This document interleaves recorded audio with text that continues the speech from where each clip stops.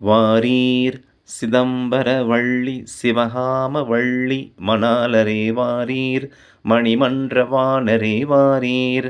இது பல்லவி.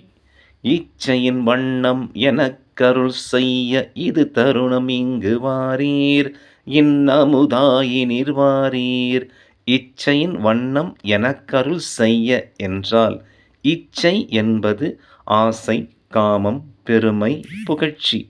இப்படி கலர் கலராக வரும். அதை கண்டு நான் ஏமாந்திடாமல் எனக்கு திருவருள் புரிய இது சரியான நேரம். வாரீர் இன்னமுதாயினீர் வாரீர் என்றால் அமிர்தத்திலையும் நிறைய இருக்குது. தேனாமிர்தம், பஞ்சாமிர்தம், இப்படி கலர் கலராக அமிர்தம் இருக்குது.